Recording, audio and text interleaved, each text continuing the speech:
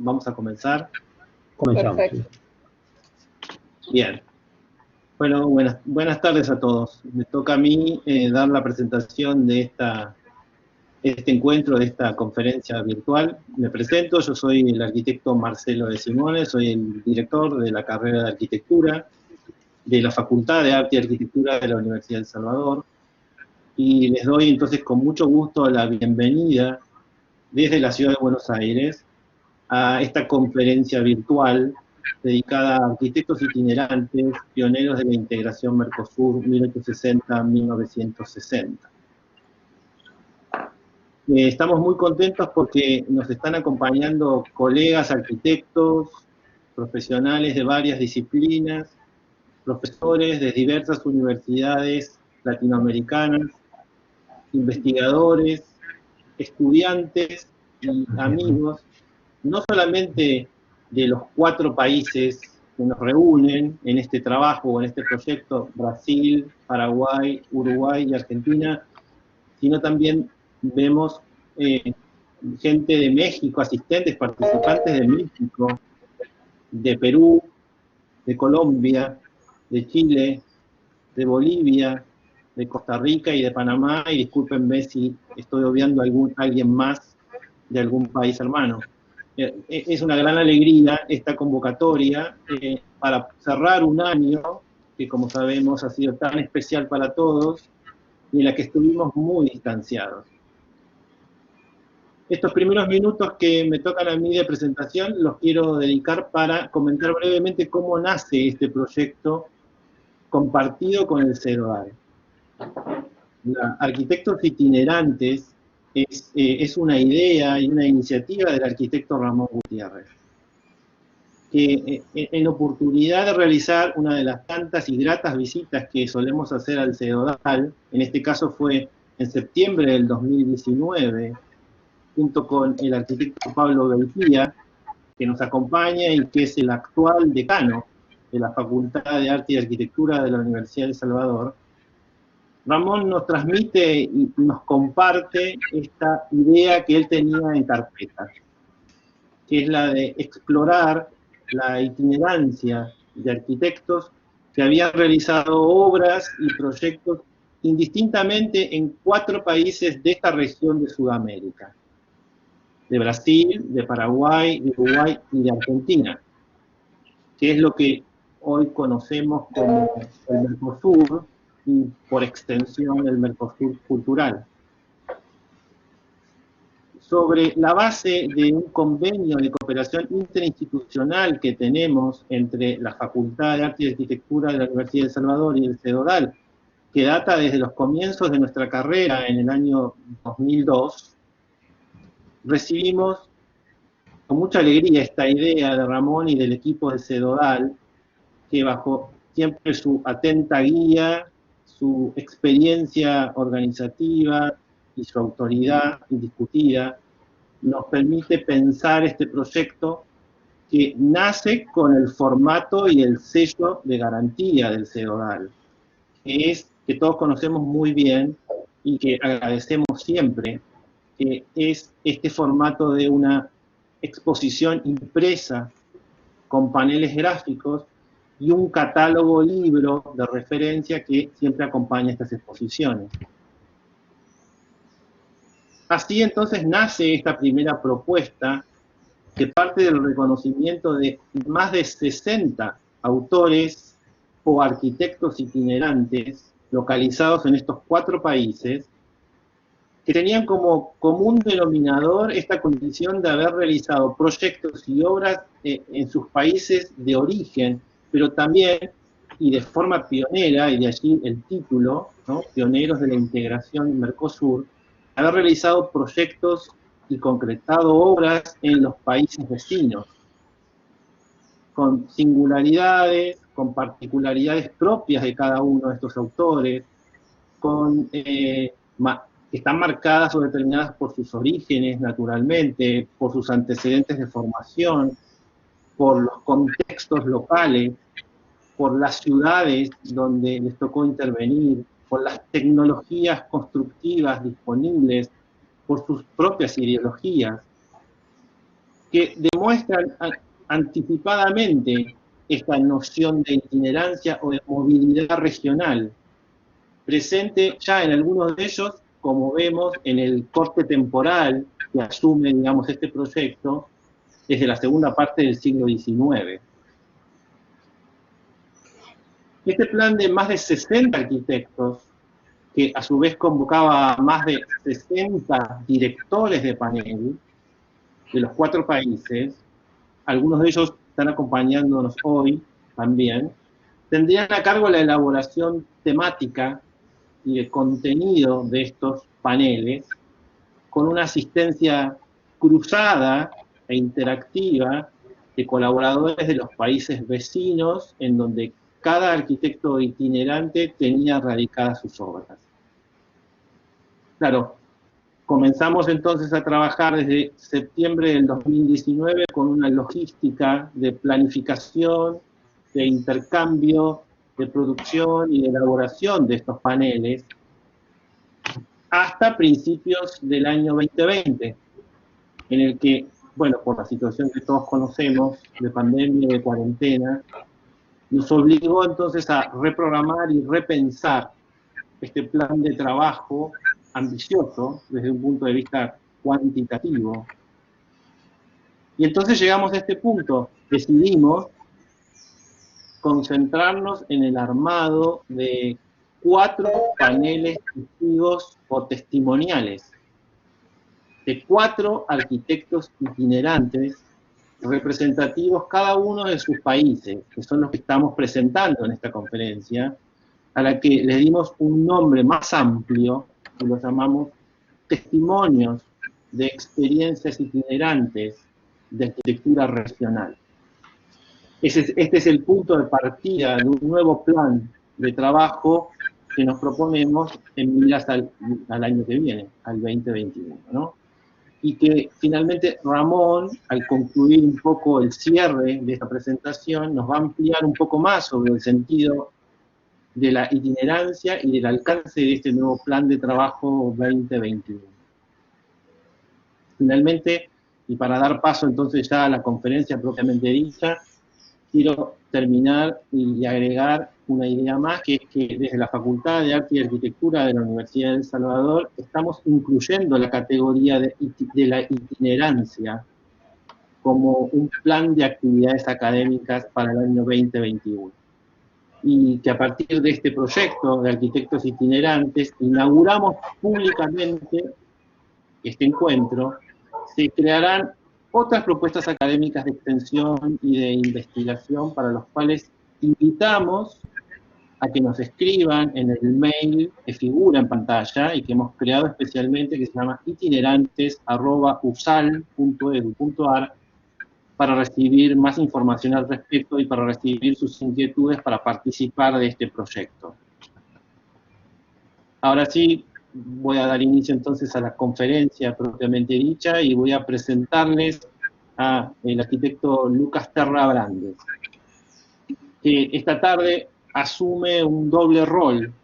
Como estamos viendo, es un primer rol como expositor panelista a cargo de Eladio Dieste, como estamos viendo en pantalla, y además como moderador general de la conferencia de ahora en adelante. Resta entonces presentar a Lucas. Lucas Terra Brandes es arquitecto por la Facultad de Arquitectura, Diseño y Urbanismo de la Universidad de Buenos Aires. Es doctorando en Arquitectura y Urbanismo en la Facultad de Arquitectura, Urbanismo y Diseño de la Universidad Nacional de Mar del Plata. Becario del proyecto Becar Cultura del Ministerio de Cultura de la Nación. Profesor de Historia y Teoría de la Arquitectura e investigador en nuestra facultad y en la Facultad de Arquitectura de la Universidad de Buenos Aires.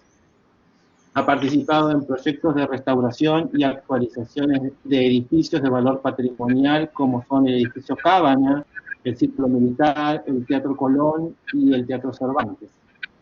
Y realizó ponencias en jornadas de patrimonio organizadas por el CICOP, el Centro Internacional para la Conservación del Patrimonio, y ha publicado artículos en revistas especializadas de arquitectura. Con esta breve introducción, entonces, Lucas, dejo en tus manos ahora la moderación y la continuidad del encuentro y de la conferencia. Muchas gracias. Muchas gracias, Marcelo. Antes de comenzar con el panel con la presentación de Américo Bergonzi, me gustaría decir que una cuestión notable de la idea de itinerancia es justamente que evidencia diferentes transferencias y correspondencias que se dan a lo largo del testimonio de vida de un arquitecto, ¿no? Ya sea desde los diferentes lenguajes o desde lo tecnológico o de los cambios que va sufriendo la obra de un arquitecto a lo largo del desarrollo de su carrera. Vamos a comenzar con el arquitecto Jorge Carlos Fernández Alonso, es arquitecto por la Facultad de Arquitectura de la Universidad Nacional de Asunción, doctor arquitecto por la Escuela Técnica Superior de Arquitectura de la Universidad de Navarra, en España, profesor ayudante del Departamento de Proyectos de la Cátedra de Introducción a la Arquitectura de la Escuela Técnica Superior de Arquitectura de Navarra, profesor titular de Historia de la Arquitectura, adjunto de Historia del Diseño e Historia General Comparada del Arte y la Teoría del Arte, de la Facultad de Arquitectura, Arte y Diseño, Facultad de Arquitectura, Arte y Diseño de la Universidad Nacional de Asunción, encargado de las cátedras de Historia e Historia del Diseño, investigador de la Facultad de Ciencias y Tecnología de la Universidad Católica, y miembro del Consejo de la Carrera de Arquitectura de la Facultad de Ciencias y Tecnología de la Universidad Católica de Asunción. Es actualmente profesor de Introducción a Historia del Arte 1 y Teoría del Arte 1 y 2 en el Instituto Superior de Bellas Artes. Comenzamos entonces con la exposición del arquitecto Jorge Carlos Alonso. Muy bien, buenas tardes a todos y gusto en dar inicio a esta breve presentación sobre el arquitecto, sobre esta temática muy interesante de arquitectos itinerantes del Mercosur. Bueno, el arquitecto escogido, como comentó aquí Lucas, Américo Bergonzi, arquitecto de nacionalidad argentina, nació en la ciudad de Rosario, provincia de Santa Fe, el 24 de julio de 1903, hijo de migrantes italianos que en un primer momento tenían pensado radicarse en el Paraguay, pero por cuestiones que surgieron momentáneamente quedaron en la Argentina. Egresado de la Universidad del Litoral, donde cursó la carrera de arquitectura, egresando como profesional arquitecto en el año 1927 con medallas de honor. La idea, ¿cómo llegó al Paraguay este arquitecto? Su afición por las naranjas fue uno de los principales, ya que Paraguay era un gran productor de naranja y exportador de naranja en aquel entonces, y eso le incitó a querer conocer el Paraguay. Entonces, ante un concurso que se da en ese momento para la construcción del Banco del Hogar argentino en la capital paraguaya, él se presenta en ese concurso, gana el concurso y forma parte de una compañía santafesina de construcciones que se afinca al Paraguay, en el Paraguay. Él estuvo llegando en el Paraguay allá hacia principios de enero del 1929. O sea que prácticamente 2 años estuvo en Rosario, vamos a ver con algunas que otras actividades en el rubro de la arquitectura. Ya en el Paraguay desarrollará ampliamente la mayor parte de su producción arquitectónica. Bueno, en 1931 se casa con una paraguaya de nombre Carmen Pampliega Peña, con quien tuvo 2 hijos. Trabó amistades con personalidades de la sociedad asuncena en aquel entonces. Cabe resaltar algunos nombres como el doctor Cayetano Masi, el industrial italiano Paolo Albersoni, quien él hizo las ampliaciones de su sede fabril allá en una ciudad al sur, la ciudad de Pilar, ya que se dedicaba a la manufactura de tejidos. Igualmente formó un grupo formó parte del grupo Selectos Arquitectos Paraguayos, los pocos recibidos en el extranjero. Cabe citar entre sus amigos el arquitecto Roger Ayala, hijo de un expresidente Eusebio Ayala, egresado en la Universidad de Cornell, Estados Unidos, el arquitecto Tomás Romero de Pereira en París, como el arquitecto Miguel Ángel Alfaro en Italia. Bueno, cabe destacar que no teníamos todavía en ese momento facultad de arquitectura y los pocos arquitectos tenían que ir a estudiar fuera. También en el 45 formó parte como miembro fundador de la primera Asociación Paraguaya de Arquitectos, como también cuando se fundó la reciente Facultad de Arquitectura de la Universidad Nacional de Asunción en el año 1957, le propusieron el cargo de decano de la Casa de Estudio, al cual él lo aceptó, ya que prefirió abocarse más a sus tareas profesionales. Bueno, ante la falta de conocimiento que vi de un poquito de la arquitectura paraguaya, en la época en que le tocó vivir al arquitecto Américo Bergonzi, en nuestro país, quiero hacer algunas breves pinceladas para entender un poco el contexto en el que él va a estar trabajando. Así quiero mencionar que hasta los años 50, los estilos arquitectónicos imperantes a nivel internacional llegaron con gran retraso a nuestro país.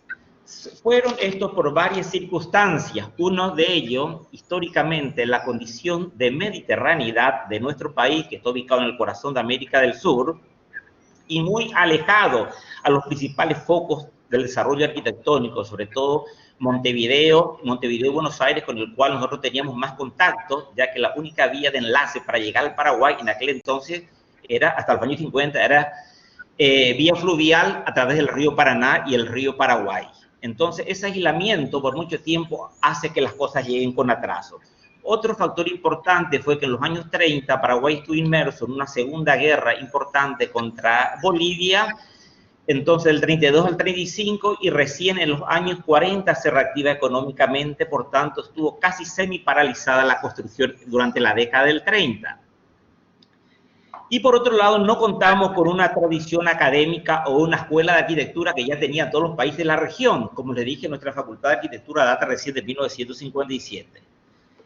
Entonces, eso hizo que el estilo que tuviese más peso en nuestra historia fue el estilo italianizante, la famosa fachada tapa que se introdujo allí hacia 1850 y perduró hasta bien avanzado la década del 20, en que los países de la región ya estaban incipientemente iniciándose el movimiento moderno.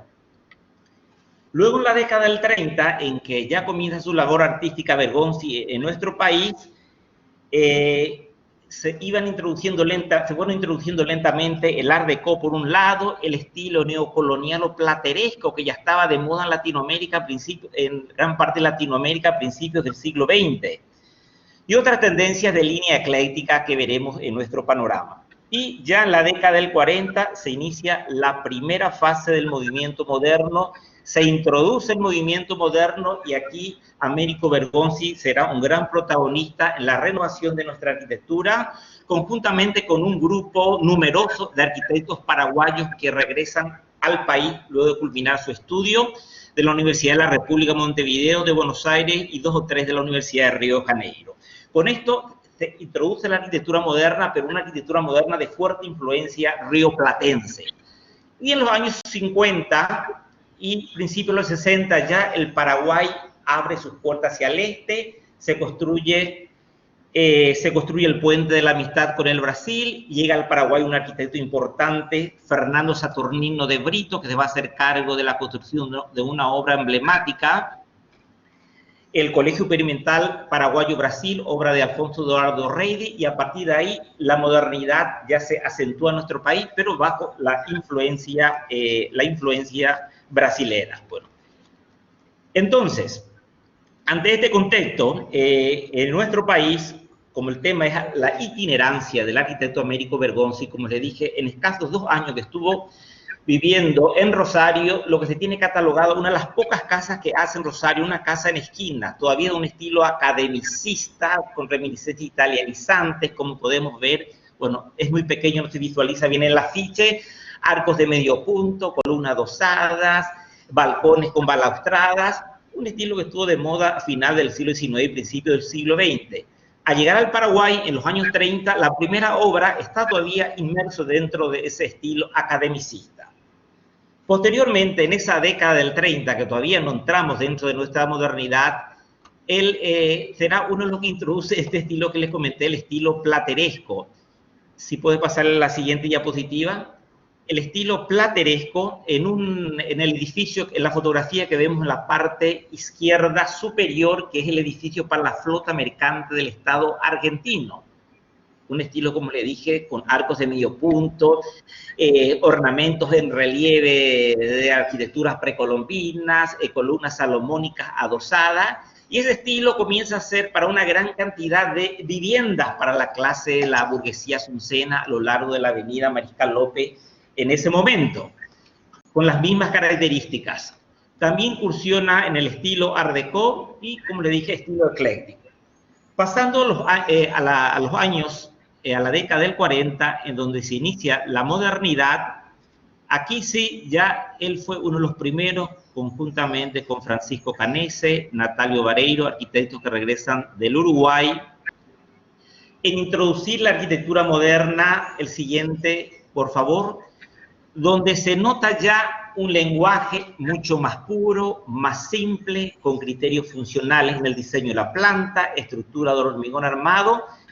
Estamos ubicándonos en los años 40. Ya la arquitectura moderna estaba muy avanzada en la región. Aquí comienza a introducir, con esa arquitectura todavía bastante pesada, las esquinas curvilíneas, los balcones curvilíneos rematados, con las barandas en hierro, que hace alusión en cierta manera a toda esa arquitectura barco también que estaba muy de moda por aquellos años. Así cabe mencionar, entre las obras emblemáticas de este momento, la imagen superior izquierdo, la casa de la familia Scavone, ex embajada italiana, donde se nota como un volumen cúbico con las esquinas curvas, pero bastante pesado, bastante macizo, que tiene todavía referencia a aquella arquitectura proto-racionalista de Adolf Loos, hasta se podría decir. La casa, el edificio de abajo, de la derecha, es un edificio, una casa comercio instalada sobre la céntrica calle comercial, la calle Palma, calle Palma con las mismas características.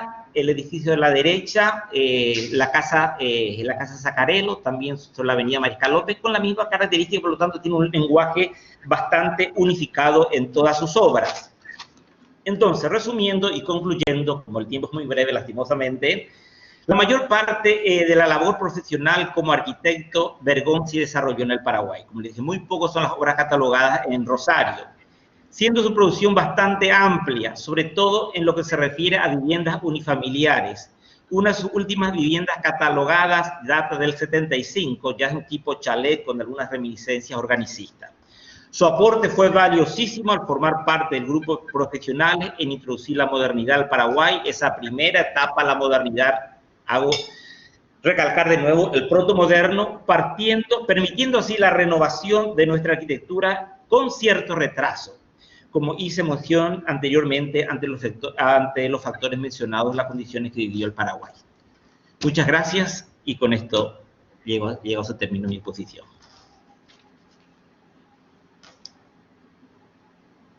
Agradecemos al arquitecto Jorge Fernández Alonso.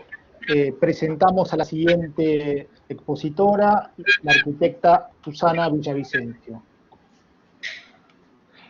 Susana es arquitecta y magíster en Historia de la Arquitectura y el Urbanismo Latinoamericano por la Facultad de Arquitectura y Urbanismo de la Universidad Nacional de Tucumán, profesora asociada de la Cátedra Historia de la Arquitectura 3 y de la materia efectiva Historia de la Arquitectura y el Urbanismo Latinoamericano, 1950-2000, codirectora del Instituto de Historia y Patrimonio de la FAO, directora del proyecto de investigación La Arquitectura del Siglo XX, análisis y valoración crítica de la producción arquitectónica del movimiento moderno, tardomoderno y posmoderno, catalogación, difusión y pautas de conservación. Muy bien, buenas tardes, muchas gracias. A mí me toca hablar sobre Alberto Previch, un tucumano. Yo estoy en Tucumán, hablo desde Tucumán, así que es un gran gusto hablar de este arquitecto que nació en Tucumán en 1899 y murió en Buenos Aires en 1970. Él tuvo que estudiar en la Escuela de Arquitectura de la Universidad de Buenos Aires porque recién en el 1939 se abre la escuela en la Universidad Nacional de Tucumán. Va a egresar como arquitecto en 1991 y va a realizar, al poco tiempo de recibirse, un viaje por Europa por 2 años, que esto va a ser fundamental por cuanto va a tomar contacto con los movimientos artísticos y arquitectónicos de vanguardia de ese entonces. Incluso estando allí, ya pronto a volver, junto con Ernesto Gautier, van a preparar el proyecto para el concurso del Salón de Bellas Artes de Buenos Aires. El proyecto va a ser el de una ciudad azucarera para Tucumán, que era la principal economía de esta provincia, y que en 1924 van a ganar ese concurso. Y eso un poco va a ser lo que lo va a poner en escena en Buenos Aires de esos años.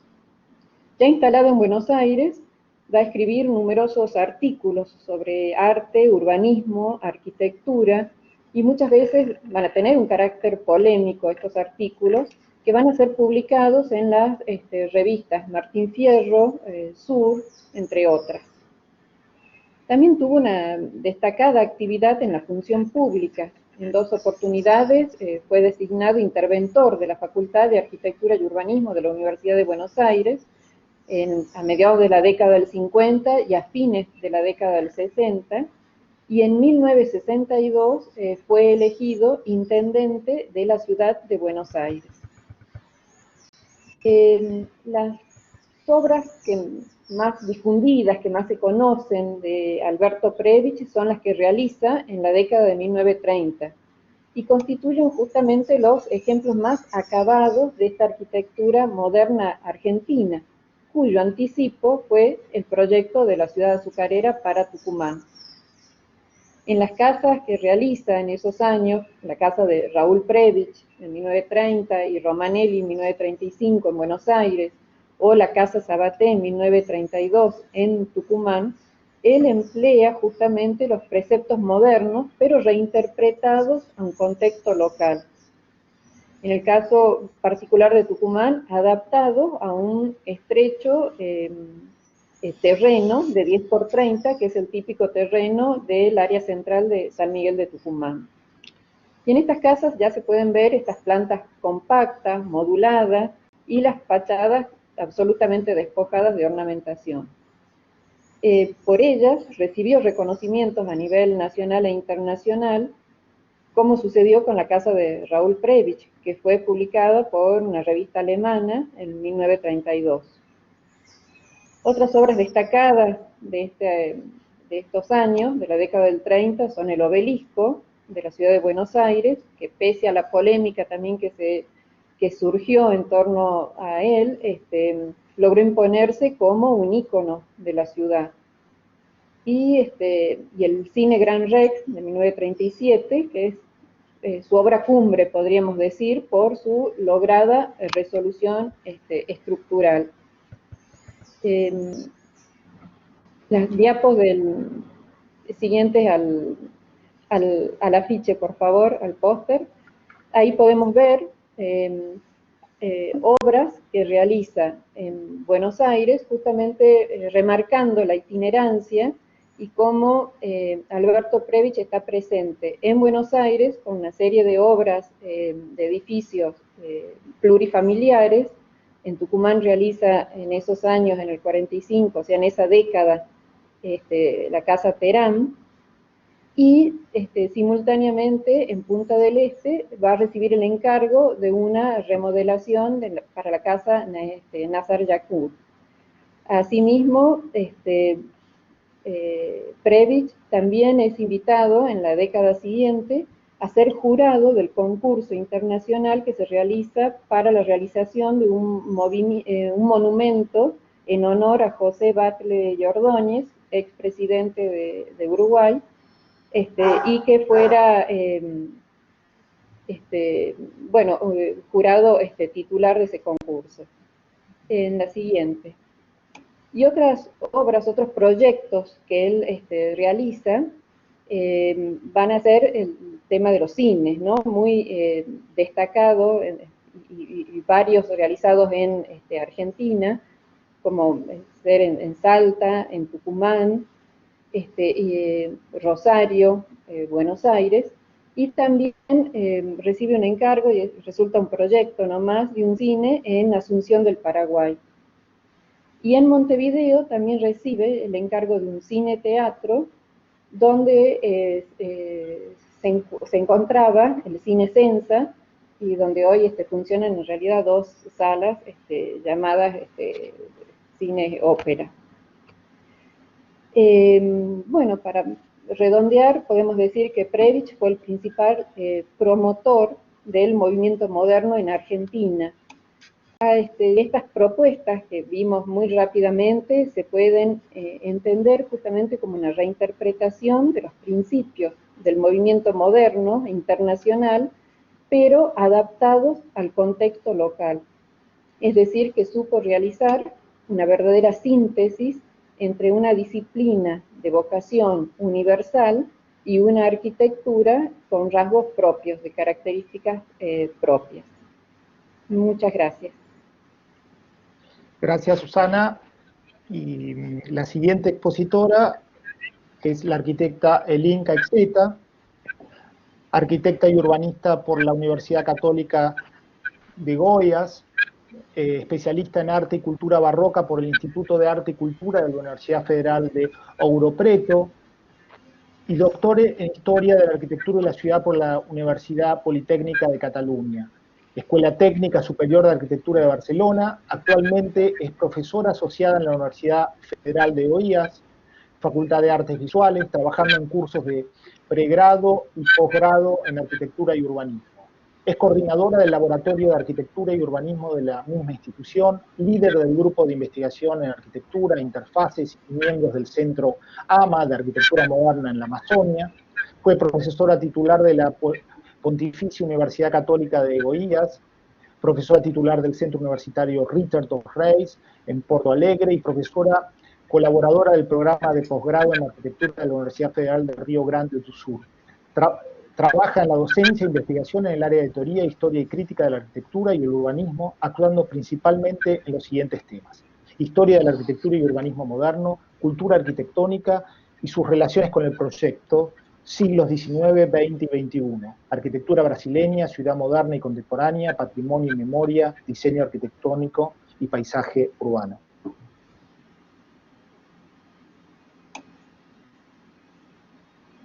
Susana, Elín.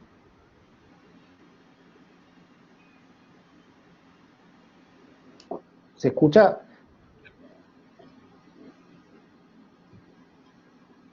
Vamos a darle el tiempo a Elín y comienzo yo con... perdón, ahí sí. ¿Estás? Perfecto. Sí, es que yo no sabía que yo tenía que... No te preocupes, bien. Cuando vos quieras. Vale. Bueno, primeramente me gustaría agradecer, saludar a todos los presentes y agradecer la invitación de Ramón Gutiérrez y Marcelo de Simone a participar de este webinar y poder hablar sobre la obra de Afonso Eduardo Reide. Intentaré hablar en castellano y pido un poco de paciencia, ya que hablaré despacio y me guiaré a través de un texto que escribí para no exceder al tiempo. Bueno, Afonso Eduardo Reide nació en París en 1909, se graduó como arquitecto en la Escuela Nacional de Belas Artes de Rio de Janeiro en 1930 y se incorporó a la plantilla del Ayuntamiento del Distrito Federal como arquitecto-jefe en 1932.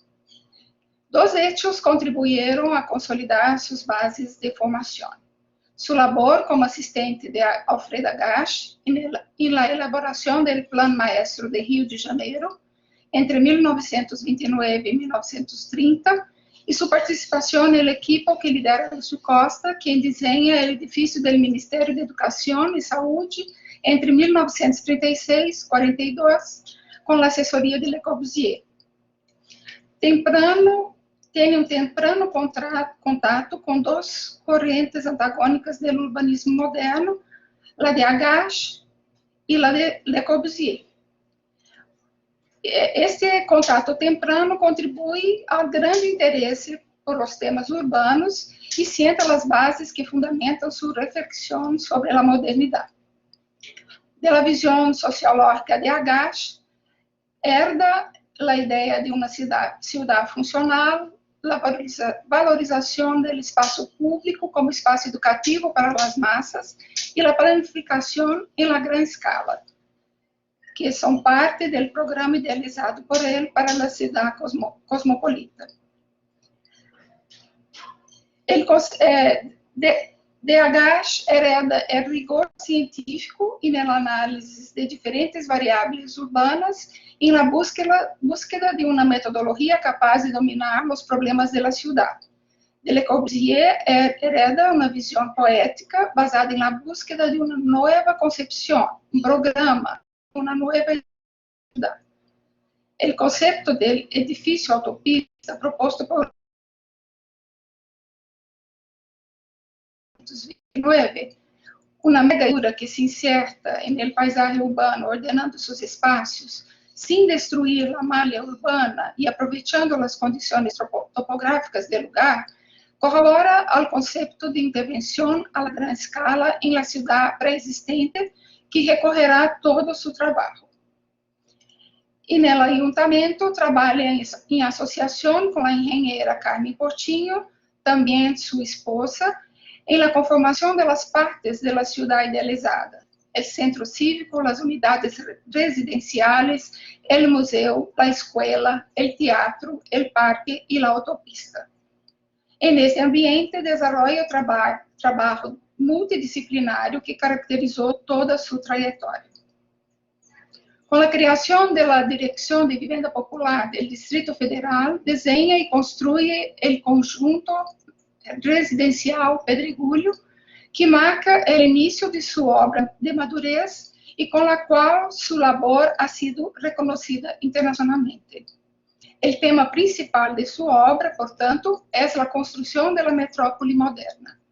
Sus edificios y conjuntos más importantes muestran una intención pedagógica y modeladora, no solo por el destino social de muchas de sus obras, sino también por la existencia de una serie de constantes que configuran el esfuerzo por producir prototipos constructivos funcionales para una nueva ciudad. Reide ha sido participante importante en el proceso de transformación que vivió Rio de Janeiro a partir de los años 40. Su obra se desarrolló básicamente dentro de esta ciudad, que a principios de los años 60 presentó uno de los espacios más representativos de la modernidad urbana y que trascenderá el siglo XX, el Parque Flamengo. En este contexto de perfeccionamiento del objeto, la relación entre el Museo de Arte Moderna de Rio de Janeiro y el Colegio Experimental Paraguay-Brasil, construido en Asunción entre los años 50 y 60, son innegables. El proyecto del Paraguay-Brasil, construido por el gobierno brasileño por intermedio del Ministerio de las Relaciones Exteriores y donado al gobierno paraguayo, es su único proyecto edificado fuera del suelo brasileño. La próxima diapositiva, por favor. A principios de los años 50, Mies van der Rohe se convirtió en un referente concreto en la obra de Reide. El MAN es el primer proyecto donde existe una clara búsqueda de nuevos caminos fuera de la obra de Le Corbusier y la Escola Carioca. En él existen dos sistemas formales que demuestran en una síntesis propia la incidencia de una doble visión tecnológica, la caja de cristal de Mies y el pórtico de Le Corbusier. Esta síntese es creada a partir de un sofisticado sistema estrutural articulado al sistema de estanqueidad y protección solar que libera completamente el espacio interior de soportes. Junto a esta estrutura articulada, Reide concibe uma espacialidade fácil de perceber, associada a grandes superfícies de hormigón, ladrillo e vidro, e uma nova forma de integrar a luz natural no edifício, desde as aberturas cenitales. Observando seus dibujos em las diversas etapas do projeto, verificamos que o perfil estrutural do bloco de exibição del MAN e do bloco de aulas do Paraguai-Brasil tem um mesmo origen. A estrutura desenhada para liberar a fachada correspondente às aulas e formar um sistema com parasol, e no Paraguai e Brasil, apresenta uma solução mista entre o sistema de vigas e colunas e a estrutura porticada proposta para o MAN. Sin embargo, as investigações em busca de um sistema estrutural que corresponda plenamente a uma estrutura formal concluída em el MAN começam com o bloco principal de conjunto pedregulho. O estudo do desenho do elemento de suporte do edifício, obedecendo aos estritos requisitos de cálculo e geometria e buscando brindar o máximo rendimento com os mínimos recursos, ha existido em la obra de Heyde desde seus primeiros projetos. É comum observar componentes estruturais que variam em suas dimensões segundo o esforço a suportar, não somente em Pedregulho, mas também no Teatro Fluminense Futebol Clube, no Teatro Marechal Hermes e na Capilla del Conjunto de la Gávea. Pero ha sido no Paraguai e Brasil que o arquiteto ha dado um salto com respeito aos projetos anteriores, ao trabalhar com o conceito de pórtico biarticulado em sua base e integrado com parasoles de hormigão utilizados como abraçadeira em uma de suas caras. O próximo diapositivo, por favor. O Paraguai e Brasil, sem dúvida, é uma transição entre projetos anteriores e o MAN, no sentido que aún tem algumas soluções definidas em pedregulho e que são utilizadas em projetos anteriores. A solução da rampa que entra do bloco de aulas, a sequência de pequenas aberturas quadradas na cara sul deste bloco, o sistema de ventilação cruzada em los pasillos de circulação, os painéis de azulejo do ginásio e do auditório, e o próprio ginásio, que em devidas proporções alberga similitudes com o ginásio da escola del Pedregulho. A investigação de uma estrutura que, por sua forma articulada, pudesse dar resposta a todas as demandas do projeto, ha continuado em seu trabalho através do MAN. A exemplo das passarelas do quiosco e do pavilhão do Morro da Viúva e no aterro Glória Flamengo, a princípio dos anos 60.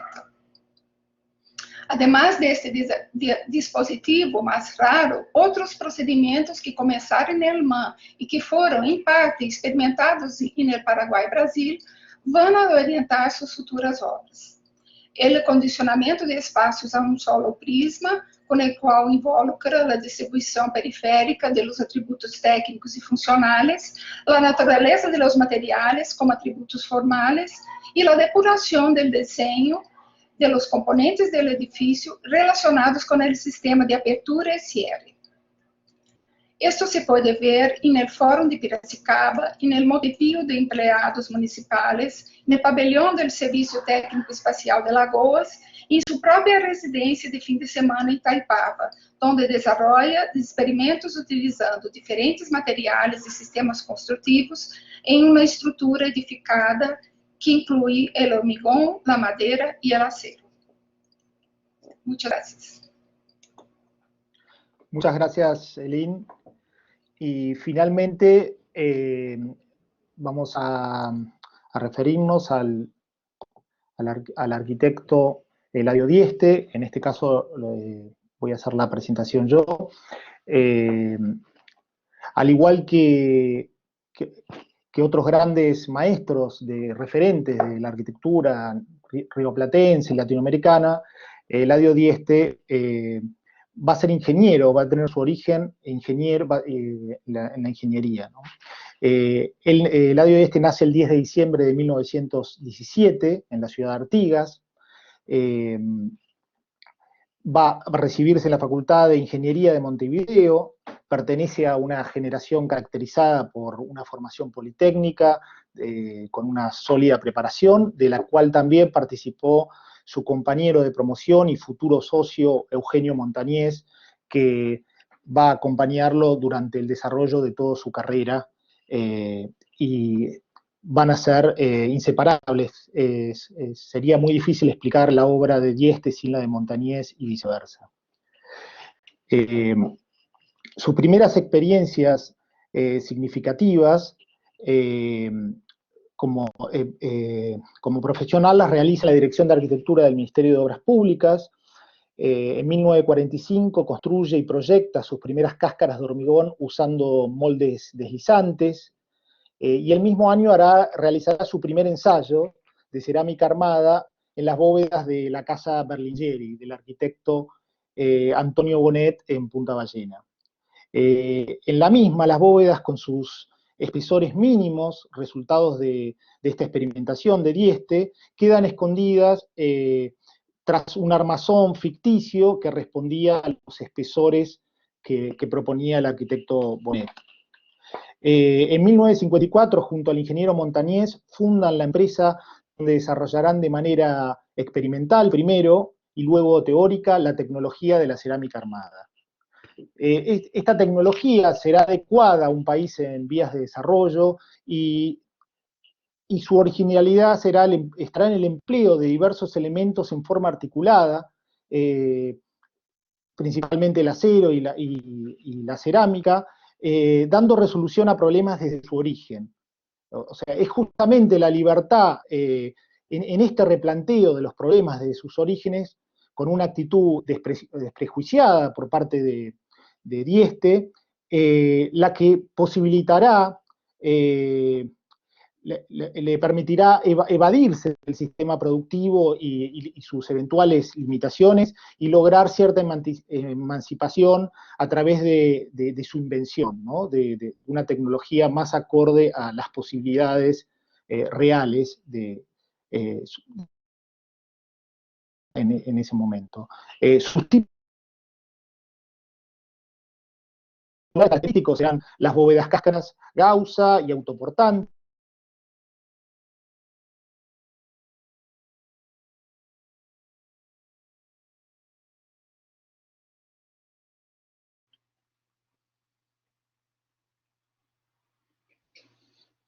Lucas, estamos teniendo un problema.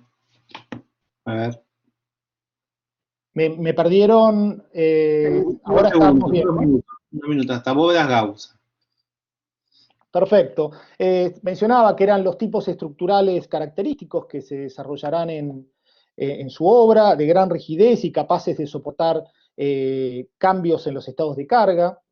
En las obras más significativas, entre las obras más significativas encontramos la Iglesia de Atlántida, su facultad de arquitectura, mi facultad de arquitectura, dicho por el propio Dieste, donde el conocimiento de las connotaciones funcionales del programa y la liturgia lo llevan a proyectar desde su propia espiritualidad, con la expresión consecuente de ese compromiso, o en el compromiso con las preexistencias ambientales, paisajísticas y culturales, como en el caso de la iglesia de Durazno, donde la intervención de Dieste se da sobre la iglesia de San Pedro, que había sufrido un incendio, o el depósito del puerto de Montevideo, donde la cubierta nueva que realiza Dieste se articula con mucha claridad con la caja muraria existente. Las experiencias realizadas en Brasil, en obras como Ceasa, representan notables estructuras de soportes, lógicas compositivas cuyos resultados finales dependerán de la capacidad de los arquitectos que adopten su tecnología. Como la gran cantidad de metros cuadrados construidos, alrededor de 700.000 en el territorio brasileño, habla de una itinerancia que supera la de los propios Dieste y Montañés, sino que va a haber un conjunto de ingenieros, como en el caso en la foto superior izquierda, donde Raúl Romero, que diseña el rosetón de la iglesia de San Pedro en Durazno, va a viajar y va a trabajar alrededor de 10 años en Brasil, asesorando justamente y llevando a cabo, desarrollando esta tecnología. Pero podemos mencionar otros ingenieros, como Ariel Balmagia, o el ingeniero Gonzalo Rambavere, que son egresados de la Universidad de Ingeniería, de la Facultad de Ingeniería de Montevideo, y emigran y trabajan durante mucho tiempo en Brasil. En la Argentina, esto se da ahí en la foto, en la parte inferior izquierda, se da a través de, no tiene la intervención directa ni de Montañés ni de Dieste, sino que se da exclusivamente a través de la patente, que era en ese momento era propiedad del ingeniero Massa, y los resultados, como habíamos dicho, varían y de alguna manera se muestra cierta distancia de cuidado del ingeniero Dieste y Montañés en los resultados finales. En esta diapositiva quería dar cuenta de la trascendencia, incluso a nivel territorial y urbano, de estos dispositivos, de estos soportes que a veces evidencian una estrategia de desarrollo territorial en innumerables programas, infraestructuras como silos, hangares de subtes, de metros, los centros de los mercados, de almacenamiento, o sea, con diferentes resultados y muy involucrados en la situación espacial en cada caso. Finalmente, quería mencionarles como parte de un legado, de este legado humanista del arquitecto Dieste, la cooperativa Bigman, realizada entre 1971 y 1975, a través de la colaboración del arquitecto Alfredo Nebel Farini, y contemplando, junto con Dieste, por supuesto, y que contemplaba inicialmente la construcción de alrededor de 1000 viviendas, y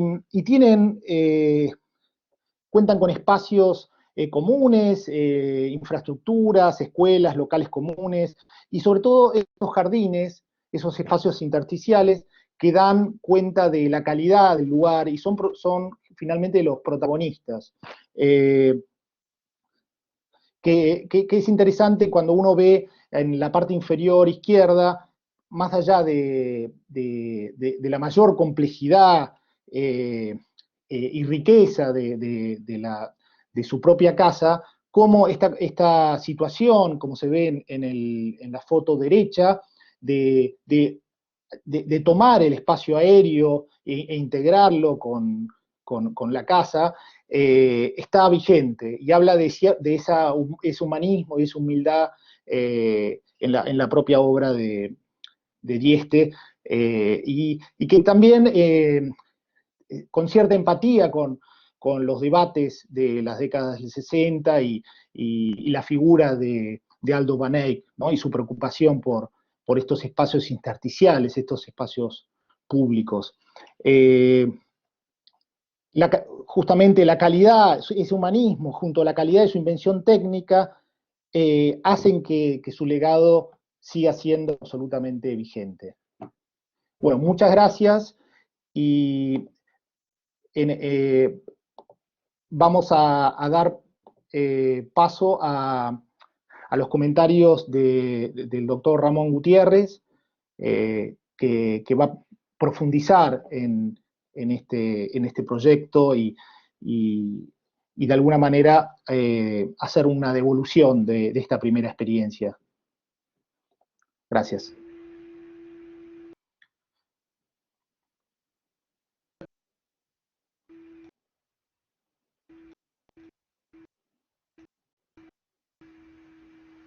Tengo mutado.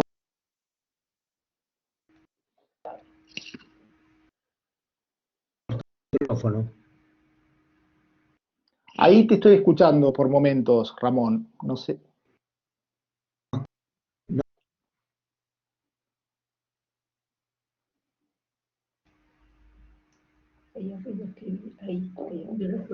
Ahí está perfecto. Te estamos escuchando, Ramón.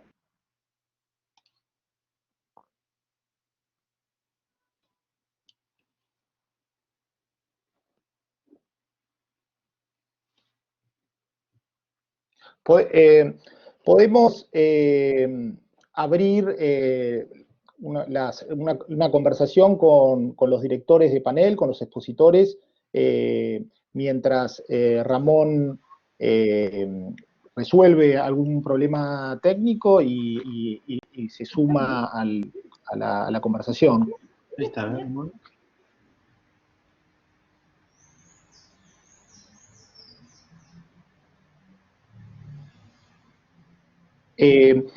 Me gustaría proponerles a Jorge, Elín y a Susana. Perdón. Hola, ¿me están escuchando? Perfecto. ¿Sí? Bueno, entonces, comienzo. Si me están escuchando, lo que les quería decir es lo siguiente. Nosotros hemos pensado este proyecto con una idea troncal de plantear que previo a esta reconstrucción que estamos tratando de hacer en el Mercosur cultural, de aquellos lazos que culturalmente nos unen y que constituyen la base de un proyecto común, históricamente reconoce las presencias que nosotros desde la arquitectura pudimos hacer. Por eso el eje central de este proyecto ha sido la idea de la itinerancia. La idea de la itinerancia en lo que implica básicamente esta posibilidad de recorridos más allá de las fronteras, más allá de las formaciones y más allá de los tiempos. Nos es evidente que la vinculación entre Argentina y Uruguay fue muy fuerte desde prácticamente el último tercio del siglo XIX hasta la mitad del siglo XX, que la relación de Paraguay fue, como bien expresó nuestro compañero, una relación más tardía, desde la formación de la carrera en Asunción en 1957, que la vinculación con Brasil también se abrió a partir de mediados del siglo XX, sobre todo por el desarrollo potencial fuertísimo que tuvo la arquitectura moderna brasileña a partir de la década del 30, y que fue trasladándose con una incidencia a escala inclusive mucho mayor que la de la propia región hasta digamos, un ámbito, un escenario de carácter mundial. Por lo tanto, los tiempos son distintos, las formaciones de los arquitectos son distintas, y todos ellos además estuvimos cubiertos también desde fines del siglo XIX por la presencia de arquitectos formados en Europa, y a la inversa, inclusive por muchos de los grandes arquitectos americanos que, curiosamente, como el caso de Reidy, como el caso de Lucio Costa, como el caso de Carlos Raúl Villanueva, son arquitectos que nacieron, en realidad, en Europa y que se formaron en nuestros países y trabajaron en nuestros países. Pero también tenemos muchos nacidos en nuestros países que fueron a estudiar y se formaron en Europa. De tal manera que todo este conjunto de presencias marcan líneas muy diferenciales.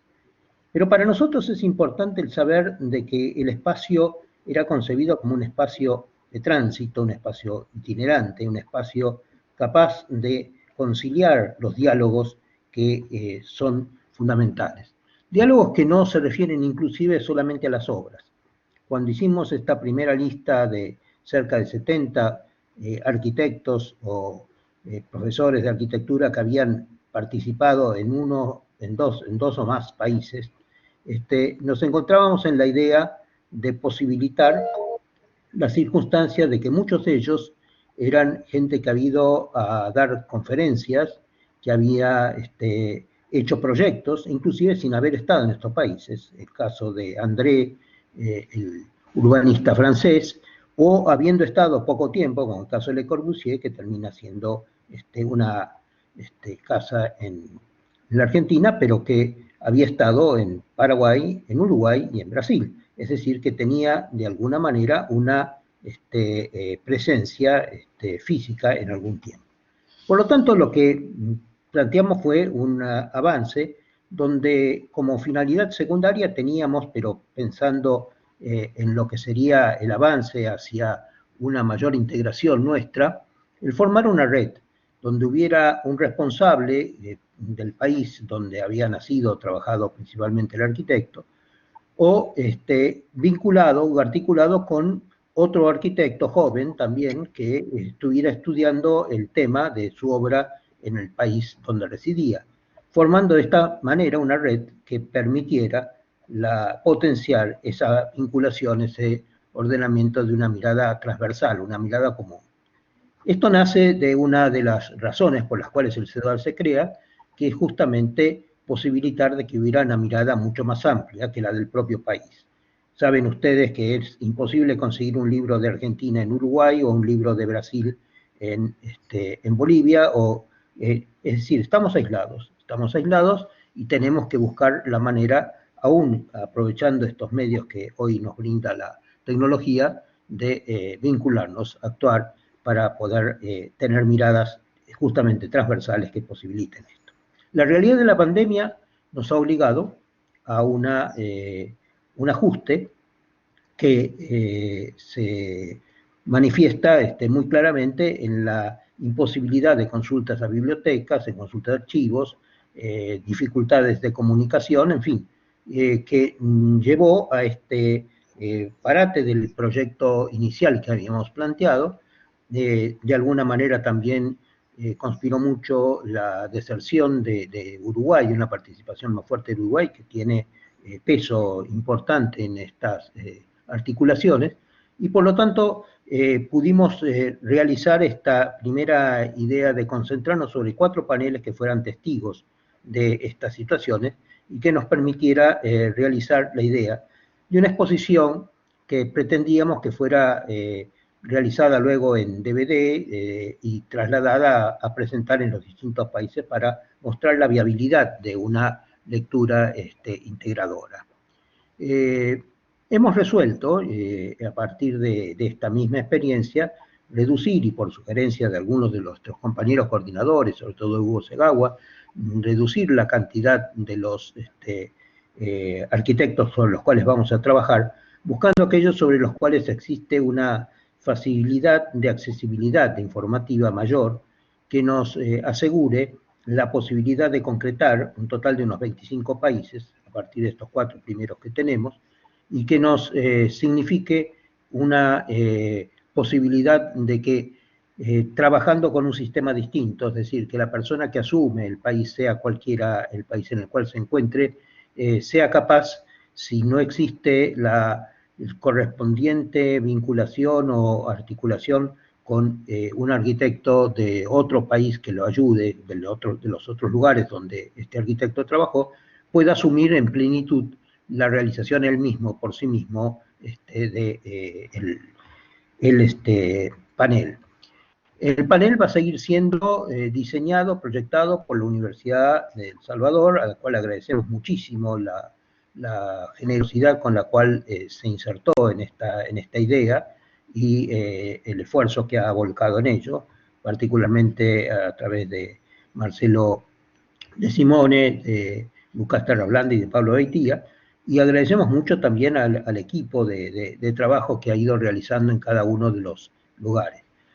Por lo tanto, lo que vamos a proponer es, como apertura, como línea de trabajo para el año 2021, retomar 21 arquitectos más, cuyos nombres vamos a mostrarles inmediatamente, y que estos arquitectos puedan, ustedes, los que nos escuchan, más aquellos que se pongan en contacto con nosotros, a través del link que les va a facilitar Marcelo de Simone, decir si quieren participar, verificar que quienes originariamente tenían a su cargo estos estudios de estos arquitectos tienen interés en hacerlos o no pueden hacerlo por razones múltiples en función de la pandemia, y por lo tanto de esta manera podemos seguir avanzando con un proyecto que nos parece esencial para mostrar de que sí tenemos vinculaciones más allá, ¿no es cierto?, de lo que puede ser el idioma, lo que pueden ser los estados en los cuales nos encontramos, y donde aprovechemos justamente las potencialidades de unas nuevas tecnologías como para poder ampliar esta idea de una itinerancia que constituye una base para una búsqueda cultural común. Muchas gracias. Gracias, Ramón. Si les parece, pasamos a las preguntas. Creo que en general todas estas itinerancias abren muchas, y todas estas correspondencias abren muchos debates o nuevos caminos por investigar, ¿no? A veces a través de estos contactos aparecen personajes desconocidos o que no se sabía la presencia de determinadas obras en otros países, ¿no? Justamente la idea del proyecto creo que es esta construcción en red y la aparición de nueva información, ¿no? Esta idea de colaboración en red entre estos países como precursores de esta integración. Con respecto a las preguntas, a mí me gustaría redundar un poco en cuáles son, en realidad es para cualquiera de los panelistas, en cuáles son los elementos que ustedes reconocieron, algunas cosas ya las mencionaron, pero cambios profundos o cambios que pudieron detectar en la obra de cada uno de estos arquitectos en base y como resultado de la itinerancia. No sé si quiere comenzar Elín o Jorge. ¿Puedo empezar? Por favor, te escuchamos, Elín. Gracias. Como he dicho en la obra de Reide, la experiencia con el Colegio Paraguay-Brasil ha sido concomitante, al mismo tiempo que el proyecto del MAN, que es un proyecto importante en su obra, ¿no? Como un momento de síntesis personal, de producción, de maturidad, ¿no?, de la obra.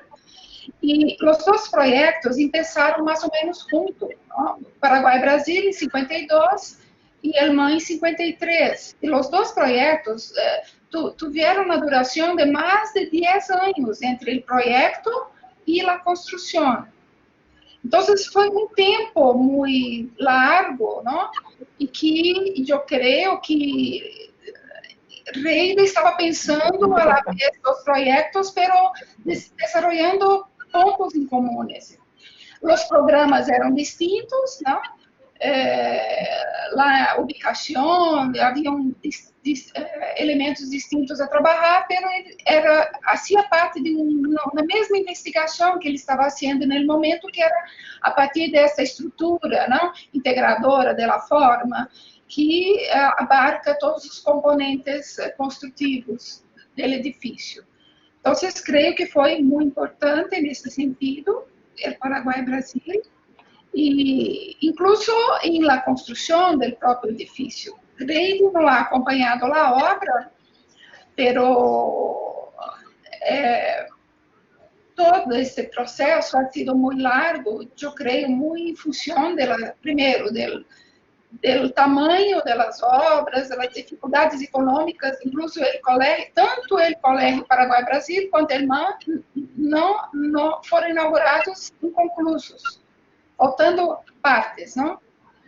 Porque eram obras muito ambiciosas, que envolviam muitos recursos financeiros e uma tecnologia muito avançada para a época. Então, foi uma aprendizagem, em realidade, não somente de projeto, mas também de canteiro de obras, né, de construção, que ha envolvido muitos profissionais, arquitetos, engenheiros, etc., não?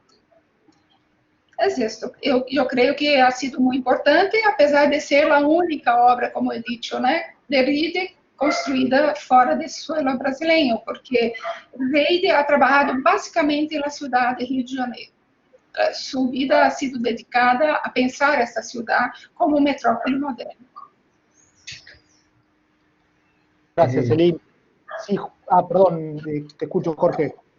Bueno, como dije en conclusión, aquí el aporte de Américo Bergonzi fue bastante interesante, porque como dije, en los años 40 hay un cambio en el panorama de la arquitectura paraguaya cuando llegan los arquitectos egresados de Montevideo, de Buenos Aires, que trabajan en forma conjunta con Américo Bergonzi, y es aquí que recién se corta totalmente con ese academicismo, ese historicismo en la arquitectura paraguaya, cosa que ya le estaba dando en los años 20 y 30 por el Río de la Plata. Entonces ahí como se introduce este nuevo lenguaje de lo que es la modernidad, el funcionalismo, la simplicidad, y a partir de aquí ya comienza un desarrollo cada vez más acelerado de la arquitectura paraguaya, nuevas tendencias que van llegando casi ya en forma paralela en los años 60 y 70. Por eso pienso que en los años 50, la década del 40 fue una época clave para el cambio de la arquitectura paraguaya hacia la modernidad, hacia la innovación.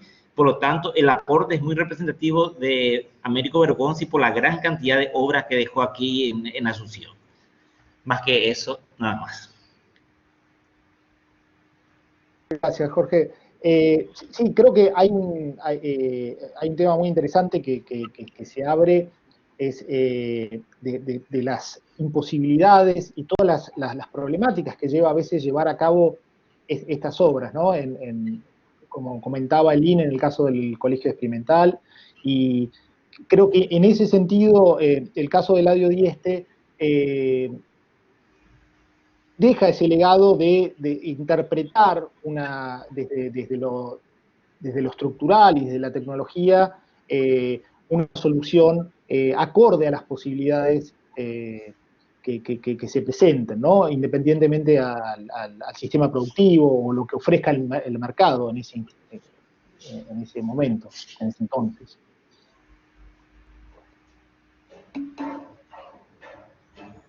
No sé, Ramón, si... Sí. ¿tenés preguntas? Está bien. Yo quería hacer algún comentario sobre la importancia que tenía la idea no solamente de analizar los factores de la arquitectura en sí mismo, porque hay obras evidentemente que tienen una calidad, como es el caso de la obra de Afonso Reidi, que prácticamente se produce en un momento en el cual habrá que esperar 40 o 50 años hasta que encontremos una obra en Paraguay también de ese impacto, ¿no es cierto? Esa es la realidad, porque el ingreso del movimiento moderno a Paraguay es realmente generado por esa primera camada formada en Montevideo, que es la que va a posibilitar, digamos, una expansión posterior. Yo creo que esto es bastante claro, pero me parece también muy interesante lo que se hizo con la vinculación de Dieste con las cooperativas de vivienda, por ejemplo, de Uruguay, que fue uno de los elementos impactantes. Curiosamente,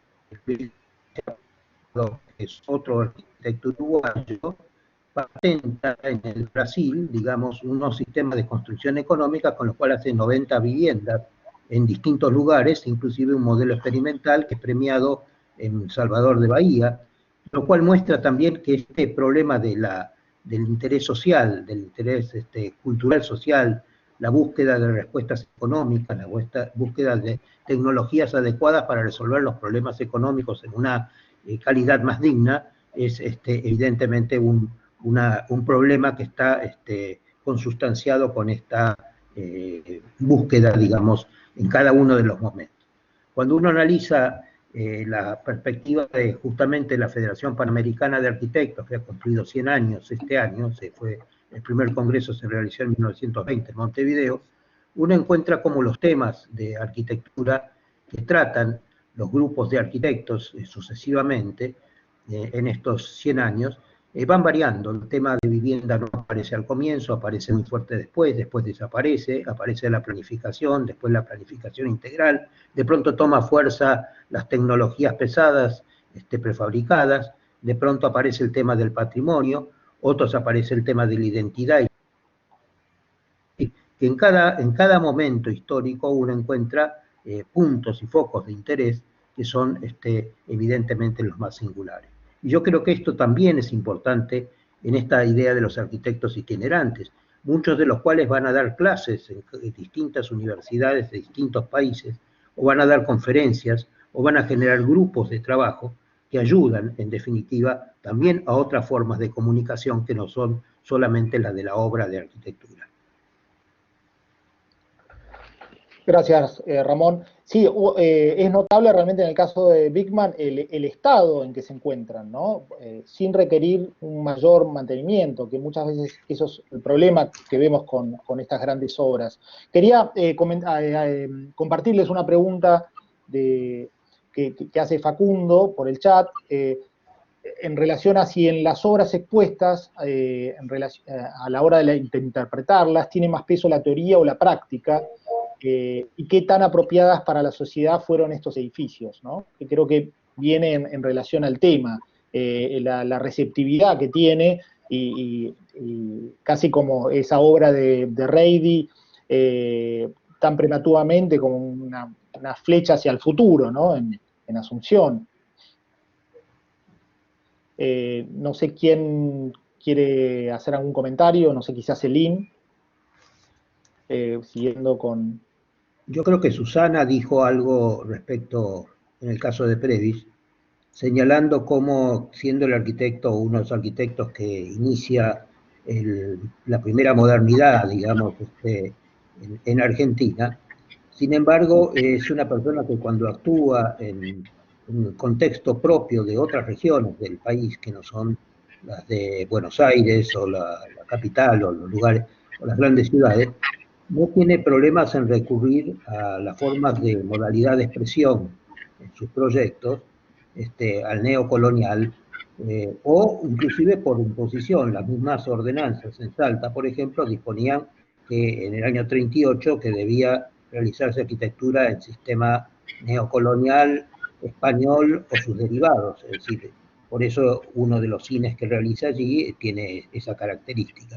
Es decir, que creo que hay inclusive el mismo proyecto para Paraguay de Previs, muestra también ese mismo ángulo, es decir, para ciertos y determinados sitios la recuperación de las propias manifestaciones arquitectónicas es un tema esencial frente a la dialéctica que le plantea una modernidad que es evidentemente implantada, ¿no?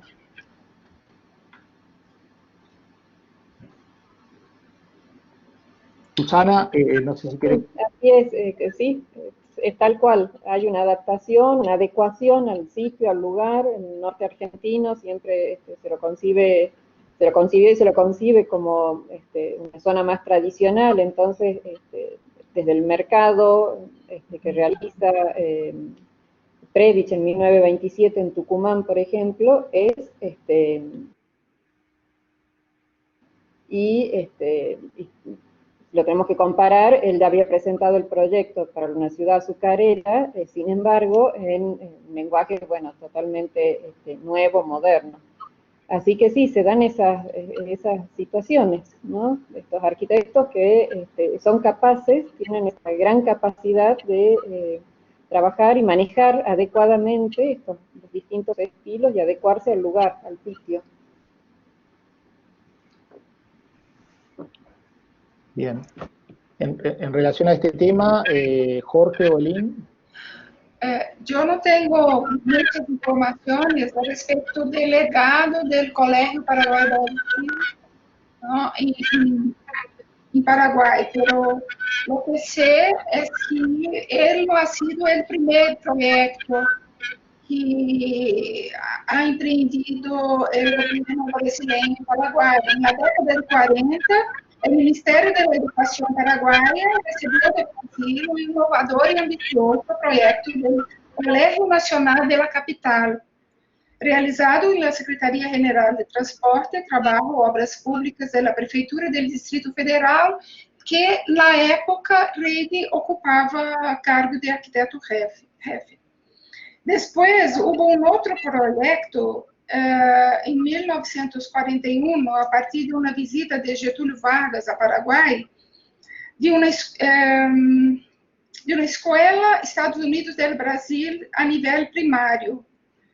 Entonces, y había la escala y un programa menos ambicioso que el primero, porque el primer proyecto, según la información que tengo, que es un texto de Javier Rodríguez, habla que el proyecto este de 1940 utilizaba planta libre, pilotis, parasoles, etc. Já havia um linguagem racionalista, não?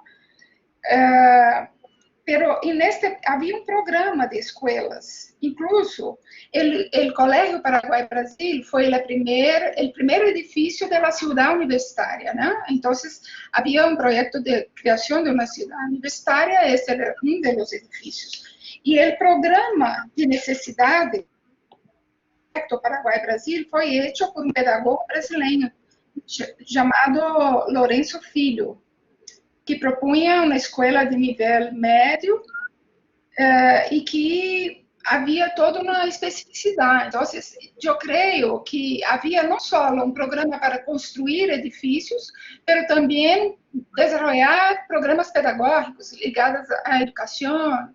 E esse era um tema muito importante na obra de Rede, né? Para ele, a questão dos espaços educativos estavam muito presentes. Então, creio que, em função disso, ha habido uma grande contribuição, me parece. Gracias.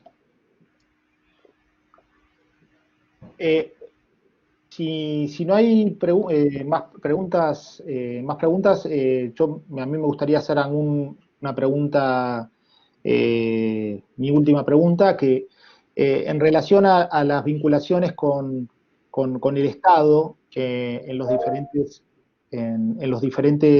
estas diferentes experiencias.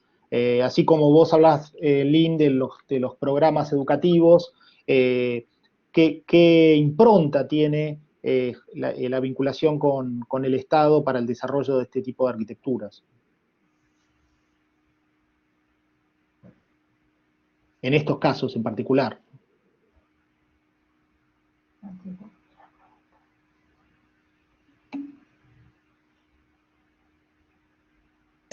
Esta pregunta es para mí.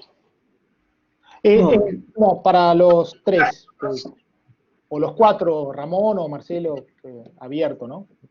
El que quiera participar.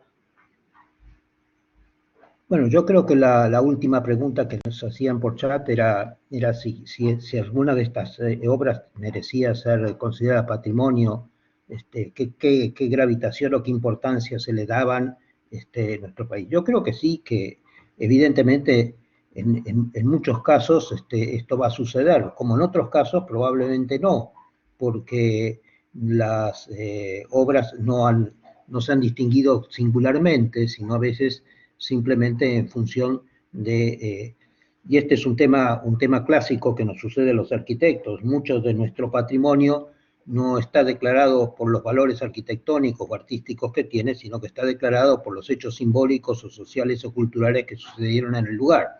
Es decir, el patrimonio inmaterial de alguna manera cualifica también al patrimonio material, y muchos de ellos están vinculados a la historia oficial de los próceres, las batallas, los héroes, en fin, a otros hechos y acontecimientos que no tienen una directa articulación con los valores arquitectónicos explícitos. Pero obviamente para el Paraguay una obra como la de Alfonso Reidi, como lo es el cine Gran Rex o el propio Obelisco para Buenos Aires y la Argentina, son obras que merecen un reconocimiento, tienen un reconocimiento, inclusive a pesar de las polémicas que en su momento generaron. Al año siguiente de haberse levantado el Obelisco, el Consejo Deliberante decidió demolerlo, y el gobierno nacional decidió que no, que era un monumento nacional porque celebraba o simbolizaba los 400 años de la vida de la ciudad. En fin, esto es como para decirles un poco que las opiniones estaban también divididas en aquel entonces, y que las ideas del patrimonio son ideas que se van construyendo, como se construye la identidad, en función de estas formas de integridad que vamos realmente realizando. Gracias, Ramón. Para para ir cerrando, una de las cosas que me gustaría remarcar de esta experiencia es el carácter abierto, ¿no? En continua construcción, ¿no? Y creo que eso es una de las cosas que me parece muy lindas del proyecto, ¿no? Que esto no es una atribución de nadie, sino que es algo vivo donde se puede incorporar todo el tiempo nuevos integrantes y para poder desarrollarlo y que se vaya enriqueciendo. Bien, así es, Lucas. Creo que ya estamos en horario para ir cerrando esta muy buena experiencia que hemos tenido, que hemos compartido. Dejar entonces, como bien dice Lucas, abierta la posibilidad a que puedan sumarse a este proyecto. Ahí tienen la información y contactos en el mail institucional itinerantes@usal.edu.ar. De hecho, acabamos de recibir recién de Tatiana Rimbaud del Uruguay una iniciativa de querer participar desde Montevideo, con lo cual ya hemos tomado nota y haremos contacto con ella, y bien el plan de trabajo 2021 de comienzo. No sé si Luis Fernando Meyer quiere hacer alguna consulta, porque veo que está con su mano levantada, y si la puede hacer a través del chat, si es alguna inquietud, si es así o es un error. Sería bueno, Marcelo, que colocaras nuevamente se colocara nuevamente la lista de los 21 arquitectos. A ver, Lucas, vamos a poner la lista de los 21 nuevos autores, arquitectos itinerantes en los que vamos a focalizar el trabajo 2021. En este caso, yo creo que el caso fundamental para Paraguay es el caso de Corbellani. Los casos fundamentales para el caso de Brasil pueden ser Giré, puede ser Prentice, puede ser, creo yo, la obra de Fresnedo Siri, si no hay quien en Uruguay la tome. En fin, creo que los otros ejemplos son ejemplos que pueden tomar uruguayos o argentinos en su mayoría. Quiero entonces que de esta manera podamos, digamos, encontrar quienes de alguna forma participen más activamente o más directamente en el proyecto. Hay una intención, veo una intención de querer participar a través del audio del ingeniero Luis Fernando Meyer. ¿Tenemos posibilidad de abrir el micrófono de él? Tendríamos que cambiarle la condición de espectador a moderador, ¿no? Sí, hagámoslo. Lo estoy rastreando en la lista de... Bien, a ver. Y se ofreció mientras tanto, un comentario que ofrecieron colaboración en el caso de Fresnedo Siri, ¿no? Creo que fue Roca. Lisa Durán. Ingeniero Meyer, ¿nos escucha? ¿Quiere participar a través de alguna consulta?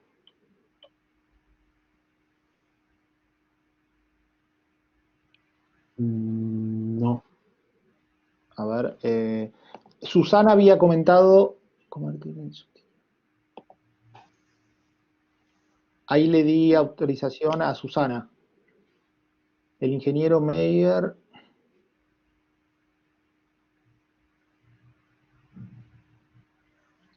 No tenemos la habilitación del audio. Hola, ¿me escuchan? Sí. Ahora sí. ¿Qué tal? Sí, yo soy la arquitecta Susana Meyer y mi tío, el ingeniero Luis Fernando, está pidiendo para hablar. Yo no sé si él tiene que activar su micrófono, tío. Sí, claro. Él es un capísimo, tiene muchísima experiencia, trabajó con Candela, es un capo. La verdad que siempre es un placer escucharla a él, ojalá que podamos escucharlo. Gracias. No, gracias, Susana, vos. Lo que pasa es que no me está apareciendo... Sí, yo creo que abajo de la ventana ahí está el símbolo de la cámara y del micrófono. Ah, acá me apareció. Acá lo convierto en presentador. A Luis, perfecto. Ahora debería poder hablar. Él tiene que activar el audio en el Sí, micrófono. exactamente. Él. Se está uniendo, creo que sí, ¿eh? Luis, ahora estás habilitado a exponer. Puede ser que tenga algún inconveniente en su micrófono él. Bueno. Pero dejamos abierto la posibilidad de comunicación. Ah, lo escuchamos, Luis. Ahí parece que me escuchan, ¿no? Lo escuchamos perfecto. Ahora sí, me gracias. escuchan. Sí, lo Sí. escuchamos. Qué suerte. Yo quería comentar algo, si me permiten. Yo soy ingeniero, Luis Fernando Meyer, que trabajé muchísimo en el tema de cáscaras con Candela y posteriormente tenemos unas 60 o 70 obras aquí en Paraguay y una en México también. Y tuve muchísimo contacto con el ingeniero Dieste y quería comentar algo muy interesante con relación a esta itinerancia. Y es que la primera vez que vino Dieste al Paraguay, vino varias veces, fue con un programa itinerante de seminarios sobre su sistema de cerámica armada, auspiciado por la UNESCO. Entonces, en ese momento, yo era un ingeniero civil, máster, que volvía de Estados Unidos y asistí a este seminario de varios días. Fue realmente muy sorprendente para mí porque yo lo que utilizaba era solamente el hormigón, y al ver esta posibilidad me lancé también a hacer obras de cerámica armada, inclusive algunas muy originales que tuve oportunidad de mostrarle a Dieste, porque usé una geometría diferente a las suyas, que era el paraboloide hiperbólico. Y posteriormente, él vino 2 o 3 veces a todos sus seminarios, asistí. Fueron en la Facultad de Ingeniería, los primeros, después la Asociación Paraguaya de Estructuras, de la cual yo era presidente, y posteriormente yo fui contratado por la PNUD, de las Naciones Unidas, al Uruguay como experto para elaborar un plan nacional de informática. Entonces, naturalmente, tomé contacto con Dieste y tuve el enorme privilegio de conocer sus obras con su guía. Es decir, él me llevó a conocer todas sus obras, primero las de Montevideo y cercanas, pero posteriormente, cada vez que tenía que viajar al interior, me avisaba con tiempo para que yo pudiera acompañarle, y realmente tengo un juicio y pienso que fue el mejor ingeniero de América del Sur. Entonces, lo que más bien quería destacar es el mecanismo que en su caso se usó para su trascendencia. Él hizo una serie de seminarios en varios países auspiciados por la UNESCO. Y creo que como estudio histórico para alguien del Uruguay, sería interesante rescatar la información sobre ese tour que él hizo, a ver qué países abarcó y qué consecuencias tuvo esa visita técnica de muy altísimo nivel, porque realmente ahora le estamos viendo aquí como arquitecto, pero él tenía un nivel de ingeniería extraordinariamente elevado. También vale la pena decir que en sus obras él inventaba y fabricaba herramientas de poco tamaño, pero de gran utilidad, y llegó a hacer sus cáscaras de cerámica armada con pretensado, por ejemplo, con un método suyo que también sería bueno que trascendiera. Entonces, ese es el comentario que quería hacer. Muchas gracias, Luis. Justamente creo que bienvenido y realmente notable todas las cosas que estás comentando, porque hablan de esta invención y justamente de esta itinerancia, desde, en este caso, a través de estos seminarios, que sería importantísimo tener los registros de esto. Y bueno, te agradezco nuevamente y espero que podamos seguir en contacto y que esto sea... Y de hecho, quería ofrecerme para participar de cualquier programa que haya en este sentido, y también mencionar que aquí hay varios estudios muy buenos en la Facultad de Arquitectura en forma de tesis, por ejemplo, del Colegio Experimental Paraguay-Brasil, del Hotel Guaraní, que también es un proyecto brasilero, y que también se publicó el año antepasado, dirigiendo el arquitecto hoy PhD en Estados Unidos, Julio Diarte, sobre la arquitectura moderna paraguaya, y ahí se estudia expresamente la influencia de las arquitecturas de los países del Mercosur. Perfecto. Justamente de Brasil, Argentina y Uruguay. Eso está muy, muy bien destacado.